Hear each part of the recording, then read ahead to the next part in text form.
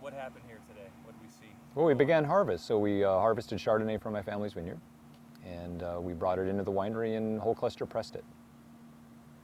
Go through a little bit of from weighing it into it hitting the tank. Yeah, so we weigh the grapes so we know what we're starting with and we know what to pay for.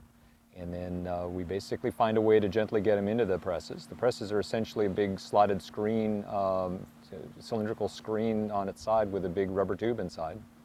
We put the grapes in there, close it up, and then we use that bag to put a little bit of pressure on them and roll berries off of stems. And then the nice easy juice comes out, which is the very best stuff.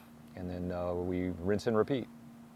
Deflate the bag, rotate it around to redistribute the clusters, and get some more of the berries to roll off of the stems. And it takes very little pressure to get this, so we get all of the really best juice, which is the finest stuff. Sparkling winemakers, champagne makers, that's how they go about pressing. So we kind of lifted one of their tricks, is stealing all the best stuff first, rather than crushing, pumping, and macerating things. We're just kind of squeezing the best, finest, highest acidity juice out. So when you say the best, the grapes are delivered. You weigh them. You're looking at them all the time. You're checking them out, even as they hit the press. What are you looking for? I'm just kind of assessing whether we made a good call to harvest them today or not. And I'm really tickled with the call. You know, just the overall color of the mixture of things, from a little bit of amber grapes, a lot of kind of goldenish ones, and then some that almost go into the olive drab green kind of color. For this vineyard, that's when we get our best stuff. There's a reasonably nice bright acidity to the stuff. The sugar levels, for what it's worth, are pretty modest, and should make a real nice, refreshing wine. They should age really well. You were happy with what came in today. What went behind the decision to pick this morning?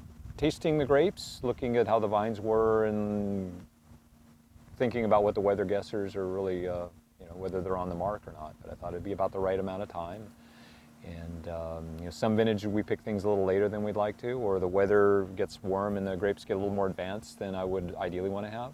It's sometimes, as I watch the wines develop over the years, you look back to what your choices were, and then hopefully, if you're being honest with yourself, you think about what you do differently. And I think looking back at some of the Chardonnays that were a little on the more generous side, that if I had to do over again, I would have picked them a little bit earlier. And the ones that we ended up, whether rain was coming, or fear of rain or things like that, when we pushed ourselves a little on the lean side, that those wines actually aged really well. I'm not talking vast amounts, but just a little bit. So I'm thrilled with what we got today. So Fred Scherrer was here checking out the grapes when they came in. What was Ed Scherrer looking for as they were being picked? Oh, he's probably looking for clean grapes. He likes to deliver a clean product, and I think he's pretty happy with the amount he got. We got more than we've had in a number of years. Start that out by saying my dad so that the viewer knows Sure. what you're talking about? Yeah, my dad's looking for clean grapes. He doesn't want to deliver anything that looks like it's compromised. So looking at the lack of leaves. I mean, there's a few leaves that get in there, but there wasn't a lot of rotten clusters. Nothing that was burned up. They look really nice. They're in really good shape.